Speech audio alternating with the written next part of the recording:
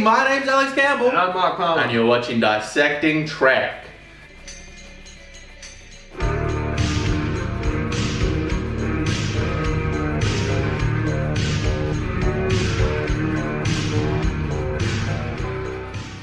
So, I don't know if I was too high maybe, but I thought that battle at the beginning was kind of well constructed and had like some level of tension. And then those giant orcans come out, and it makes no sense. They never explain it. I mean, like, it makes zero sense. But I thought it was like a cool sci-fi thing actually happening. It's like, oh, that's weird. It was really cool, and it was really well put together, the fight, but it felt like Star Wars, not Star Trek. I mean, yeah, this doesn't feel like Star Trek at all. I mean, Star Trek does have some of those, like, weird out... In Deep Space Nine, I guess it did.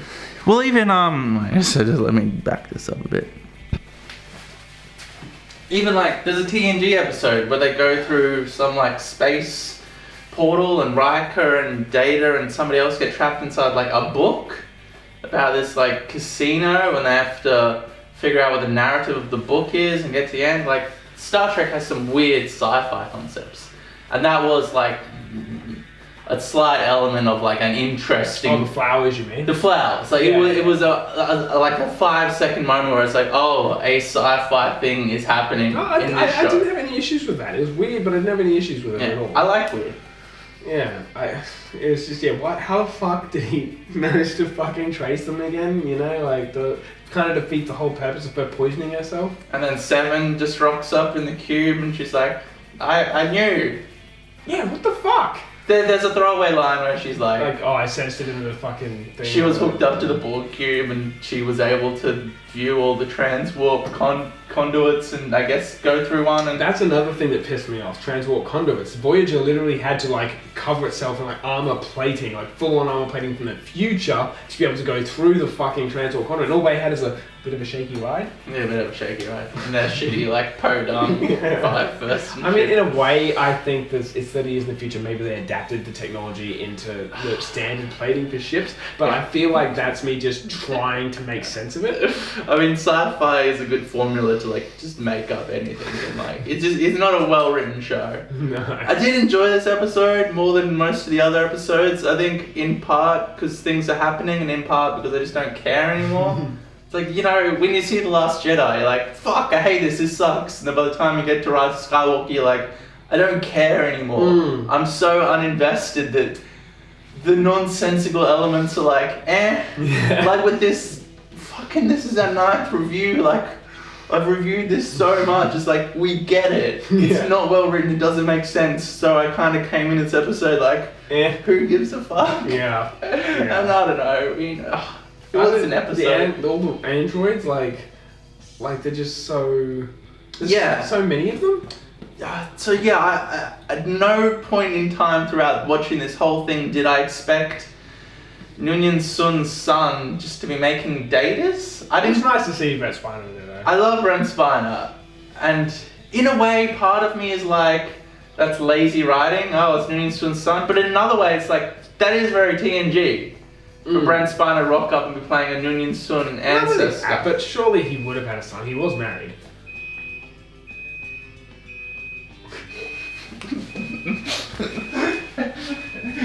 Shut up! Yeah, I mean, it feels TNG. And even that house, the set, kind of reminded me of the aesthetics of TNG. The house that all the datas were at. Oh, yeah. All the datas. It did seem like a TNG sort of plot. I didn't mind the outfit that the android Soji was wearing. What are you saying? It was sexy? Yeah. The back, like, had like the back reveal. Yeah.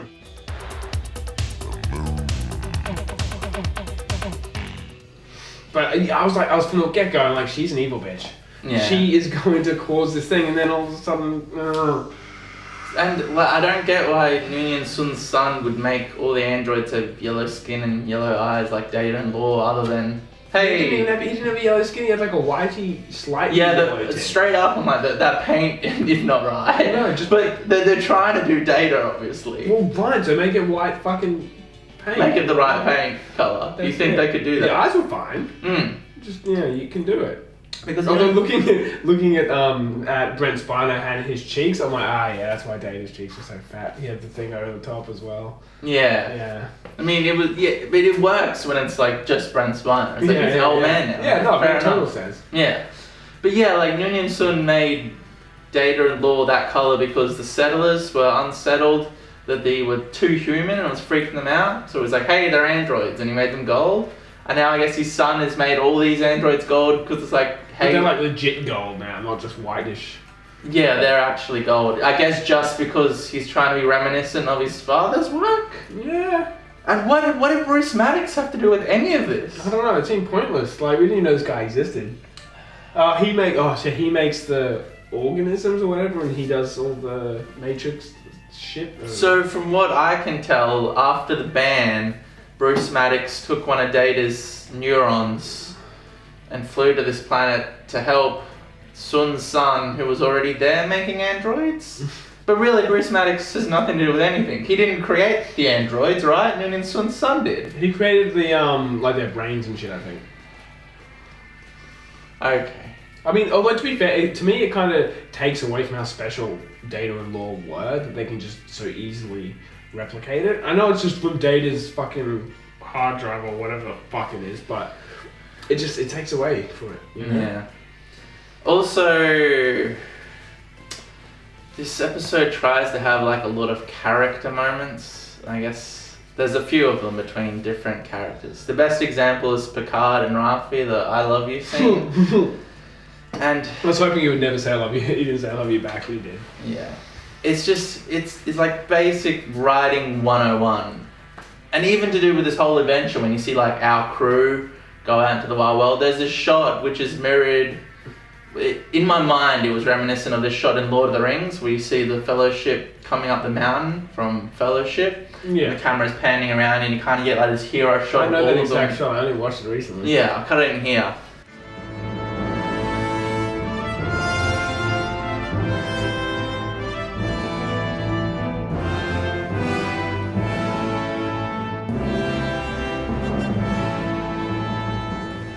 And then we get a similar shot in this with this crew. I'll cut it in here.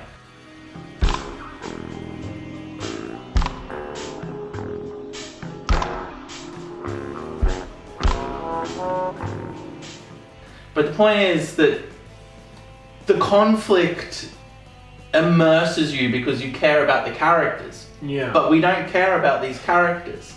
There's been no like setup or development of any of these characters. They've tried a few times.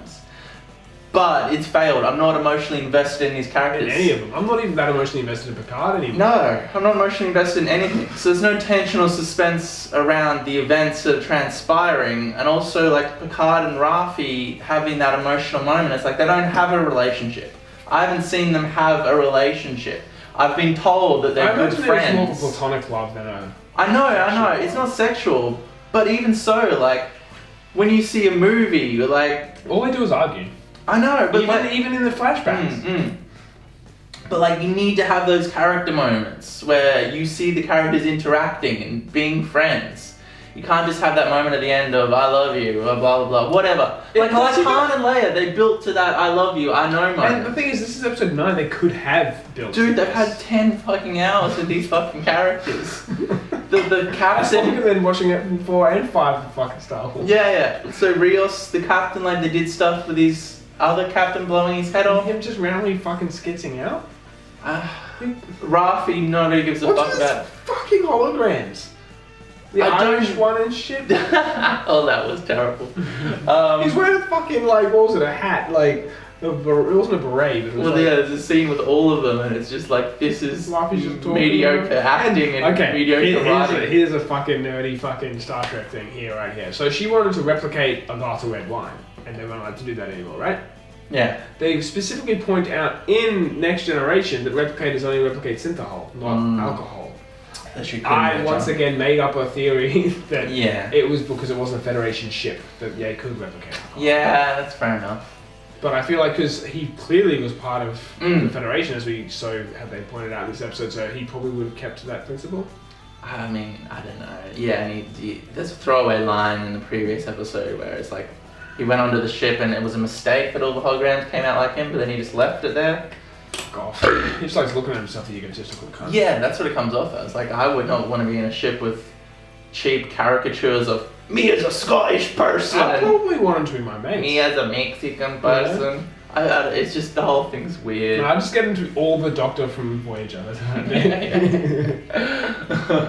do. 7 of 9 is just some one-dimensional action hero. Gone as any there's nuance. absolutely there's nothing to it. Yeah, like her character in Voyager was like this person struggling with being separated from the collective and how to integrate into she straight up just society. connects to this Borg cube, like, oh, so that's what you have to do to be a queen? Like, apparently. They launched all those fucking Borg into space and all we get is like, no! And like her introduction in this episode was like action hero. It's like, why she's was not she an just action. randomly there? How did she know what was going on? She hasn't been keeping up to date. How the fuck did she know what the hell was happening? They need the Borg cube there, so 7 of 9 plugged herself in and flew there. It would have been a way better story to just have the Borg, like the Borg come out of nowhere and try and reclaim the fucking cube. Yeah. And then she has to take control of it to fight back. Speaking in non-characters, who the fuck is that Romulan Legolas guy?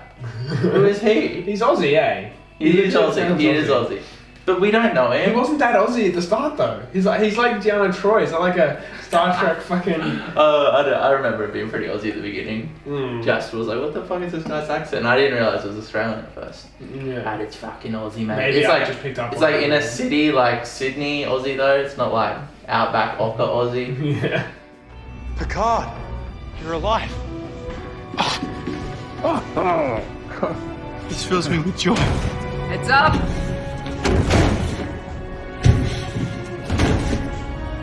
So are you here to help with the cleanup, or do you just make messes? Yeah, but like, who is his character? What are his character traits? He likes Picard and he likes to fight. He's... I know. What about fucking Commander O? She's a fucking Vulcan Romulan hybrid. They're the same fucking species who were separated like ages ago. You can't take humans from one planet, put them on another planet, have them evolve separately and mate, and just be like, oh, she's a human bloomin' hybrid. She's still just fucking human. They just have emotions. Yeah. And also Sutra, who is the 5th fucking Soji Doge alien thing, the one with the gold skin. She has a mind meld? Yeah, she doesn't have a mind. She's an android. Like, if Soji could do it, I guess, sort of. No, she couldn't. Unless they took the biological traits from the Vulcans. But no way old mate could do it. Yeah, well, it's like, I never imagined Data would be able to do it. You imagine Vulcans could do it because there is a biological element to it. You can't just learn it. Like, Kirk couldn't just learn it. That's why I said Soji. If Soji could learn it, I'd sort of understand. Because she is organic. But that doesn't make any sense from Android. But are the other ones organic? No. They're just... They all got yellow eyes and shit. They're just Datas. It would make Soji a lot less special if they were. So did Bruce Maddox create Soji and Dodge? Well, but they could be because he was making another one. Like, you saw it in the episode. Yeah, that's going to be something that happens in this story. It's just annoying. And that scene where the flashback where they're all looking at the domination or whatever the fuck it's called. It's not a premonition, it's an admission or some shit. Oh, is this the plot? The whole, like, how they put their hands on that thing and everyone else went mad and, like, how many people have you seen kill themselves in this series so far? Like, okay, let's talk about it in this aspect. I keep cutting off, I'm sorry. In this aspect, how many people have you seen commit suicide by a phaser to the head in all of Star Trek before now? There's one guy in Khan who has the earworm. And he's like, cut that scene in here.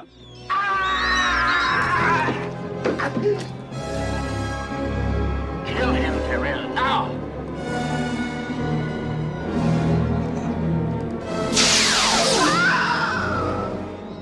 We've seen 3 people so far in Picard do it. There was a running theme last episode where everyone was just killing themselves. Which is someone tearing their face off. I got it. Okay, so you watch something horrible. I don't think I could watch anything so horrible I would instantly end my life.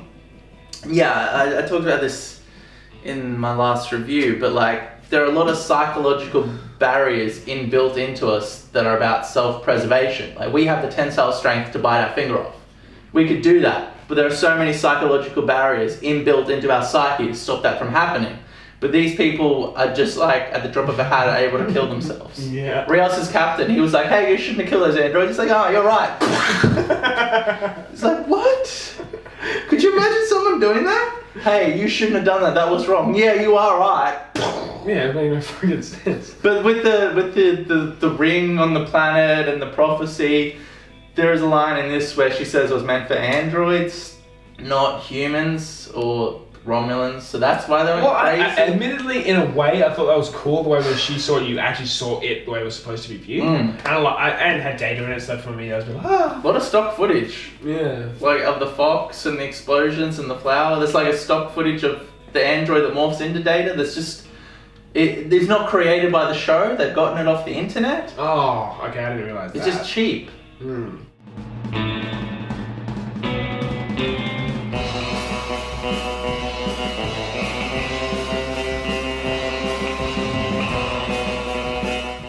But yeah, and the prophecy in general is so generic.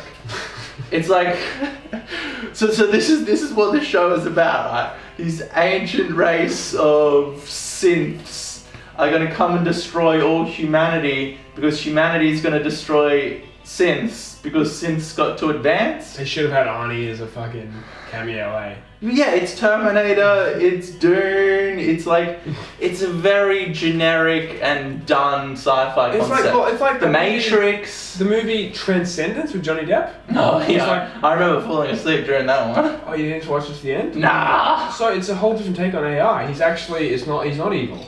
I mean, I don't even remember him being evil. I don't know how far. Well, it was the point. The whole thing in the movie was like it kind of seemed like he was doing all this shit, and you're like, okay, obviously he's the big bad AI. But they flipped it over on its head, and he wasn't. And I was just like, holy shit! I don't think I've ever seen that before. Yeah. So but in this, it's like straight up, yeah, okay, AI's evil, and then literally she sees the thing and does exactly. As soon as she was doing the mind meld, I'm like, oh my god, this bitch is gonna fucking cause all this shit if you let her watch that. No, it's gotta be a good idea. This whole time I was just thinking, so the Romulans are in the right. They want to stop this ancient race of synths coming and destroying all humanity, all planets, all races. That seems very reasonable to me. But they couldn't have done. They probably wouldn't have if O didn't show Blondie that premonition. Yeah, and Blondie killed Bruce Maddox because she thought that was going to avert the apocalypse. I guess he is a big part of making, but technically she should have killed herself too, right? I don't know. And what the fuck? Okay, so old mate, fucking Bruce Brent Spiner. Yeah. He is like taking the android side, which I get because he creates them and shit. But they're talking about wiping out all organic life. He's going to die too. It's not going to be like oh, you know what, you're okay. Yeah. They're going to wipe him out. He's making the golem body that he's going to transfer into. Oh, that's what that is, right? Because he pointed out there was a throwaway line about how he's obviously dying. Yeah. And now Picard's dying too. Or he's going to rip off his face and he's like, I'm Law. Yeah, so let's talk about the Picard. Law, yeah, because Law never died, did he? And they've not mentioned Law up until this point, which seems odd. There's going to be some reveal where he's like, no, I am Law. I would actually love that. No, we spoke about this in the first review, didn't we? We spoke about Law a lot, but he continues to not show up. They probably forgot he existed, eh? They haven't said his name once. Well, I mean, if Data was there, he probably would have. I know, but like they've said Noonien Soon, they've said before, they've talked about Data, they've talked about all this shit, but they've not said Law or mentioned Law once. What's with Soji just betraying Picard straight up? I don't know, I care. Narek, that Vulcan cunt. Oh, I love you and shit. I do like the way she's like, nah, fuck you, mate. Yeah. You know, like. But all of that, I was just like so uninvested. It's like that meme. I don't care about him. That meme with Anakin. He's like my master everyone says, get fucked. So yeah, Picard's space dementia has played zero part in the plot at all. Yeah. Nothing that is happening has anything to do with it. It's not impacting the narrative. It hasn't come up. It's not even really motivating Picard, I don't think. And then out of the blue, he's just like, hey, everybody. Picard's kind of just there now. Everybody, I'm dying. And you're like, I don't want you to treat me like I'm dying, though. He's just there now. Like, it's called Picard, and it's a story that he's been in, but you can literally tell this story without Jean-Luc Picard. Yeah. You could have Blondie be the one who wants to go and see us. I mean, it has nothing to do with Picard. Patrick Stewart's barely in it. Yeah, really. they literally took his name to get people to watch it and just do it a generic story. And we watched it. We did. Okay, well, I mean, at least we're on episode 9, so it's like one... Okay, here's the worst part. It's supposed to be a cliffhanger. But I don't give a... If I never watched episode 10, do you know what I wouldn't care about? What happened? I mean, I want them to call the ancient alien synth race and then to destroy everything. It's just so predictable that she just wants to do it. It's just generic. It's not original or interesting or unique or different. It's a very tried and tested sci-fi premise. Action, happened again and again. The last episode was beautiful because it was Riker and like all that. No, last episode before, sorry. I watched the 2 in 1, so it feels like one episode. Because I can't bring myself to watch it when it comes out. So I wait until we're about to do one of these reviews and then I watch both episodes. These reviews have been... Why is this...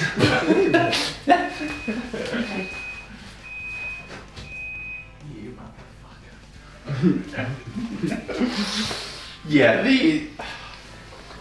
these reviews have been a trudge. Yeah, they've been paying. Like, just going to the time and effort of observing the plot points and then analysing them. Fucking watching the episode. That shouldn't be how it is. It should be like most shows. Vikings this time was pretty bad. But when a new series comes out that you're really invested in, the second it comes out, you watch it because you don't want spoilers. I don't have to worry about getting spoilers for Picard because no one gives a fuck. You don't see anything. I don't have any Picard on my newsfeed. I'm like following a bunch of Star Trek Facebook pages so I can post my videos to it. And even then I don't see them talking about Picard. I saw someone ask on Facebook, like, oh, you know, obviously I'm quarantined or whatever now. Can someone suggest some good shows to watch? And someone suggested Picard. And I'm like, I wanted to just leave a comment going, are you fucking kidding me, cunt? I mean, some people like Fast and the Furious. I decided not to because I didn't want to get all the notifications of people replying. I have zero interest in getting into internet arguments, even with people I know. Right? It's pointless. You think of stuff, I'd love to say this, but you're like, I can't be fucked.